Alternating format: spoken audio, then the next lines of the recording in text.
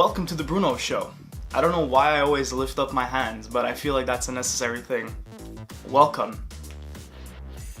So today we're going to be talking about the DJI app and how it interacts with the LG V30. It's supposed to be a follow-up video to the last tech video that I did explaining how the phone and the Osmo Mobile interact with each other, but I didn't talk about the app. It was more the Osmo and how it interacted with the phone stock with no app activated or anything. Whereas now I want to talk a little bit more about the app and what it offers in terms of features and things that you could do with the phone that are kind of cool. A lot of these cool features that the Osmo Mobile offers have to do with the Osmo staying completely still. I have the DJI Osmo 1, so the problem with that is that there is no tripod-like mechanism that's actually incorporated with the Osmo Mobile. So I found a way to kind of had it chilling off of my tripod. You can actually probably see it right over here.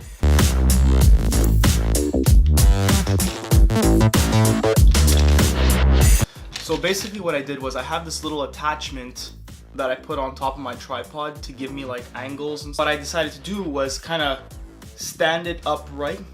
I put the DJI Osmo on it and then I just wrapped it up with a bunch of shit. And you know what? I mean, I was able to keep it fairly straight enough, enough to do testing, that's for sure. So that's good. Yeah.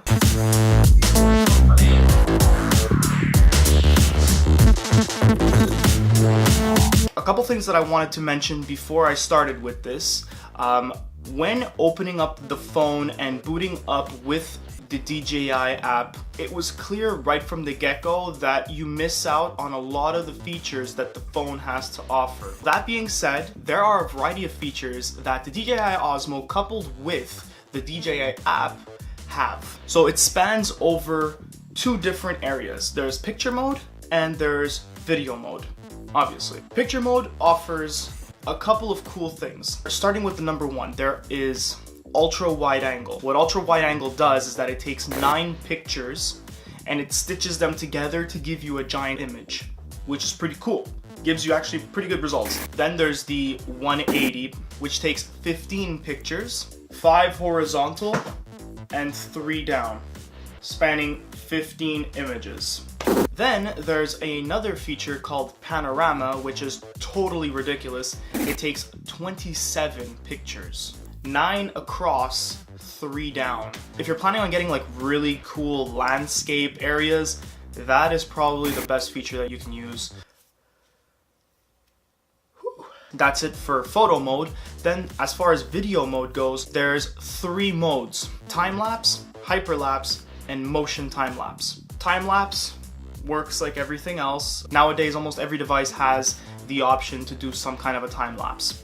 Worst case scenario, or you just film normal and you do it in post. Hyperlapse, I've done it before, you've seen it on this channel before. It works fairly well, I've enjoyed it, but motion time-lapse. Honestly, guys, I had so much fun with this. It's so cool, and it's one of those little things that like you don't absolutely need, but it's literally the cherry on top. You need some kind of something automated to do that kind of motion time-lapse, unless let's say you have your phone on the on a timer or something and it just tick tick tick tick tick tick tick. Otherwise, there isn't really anything other than this type of thing that will give you that kind of result. Basically meaning you need to purchase some kind of add-on, something that will do this for you, because you yourself cannot do this with your hands. It just will not come out right at all, like ever.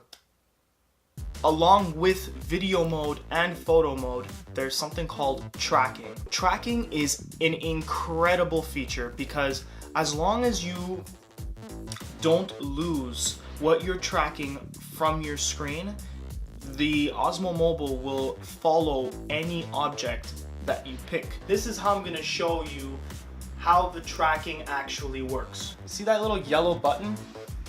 So that yellow button actually controls the exposure, but if you want, you can click it and that'll give you the option to start the tracking function. We're gonna go in. No, there, There we go. Now you see how it's green. You actually have two options. You can either just click on something that you would like to have track, or you can actually highlight an entire square that the phone will just try to keep an eye out for. Let's go with that entire square function. So I'm gonna just come in real close like that and just draw an entire square around my face. So now, as you can see, it's tracking my face. If I go up, it follows. If I go down, it follows. If I pull one of these, it follows. If I go more on this side, hi. Let's say I want to get up. This is probably one of the cooler features that the Osmo has. Just because, hands-free. I don't gotta stay within the frame anymore because the camera's following me. So I just wanted to show you guys how the app works with the Android phone and how well it works and what kind of features you should be expecting to use or be able to get. That's it for now. See you guys in the next video. Stay sexy. And obviously, do not be shy. Please leave me a comment if you have any questions. Like this video, subscribe if you haven't already, and I will see you in the next one. Stay sexy.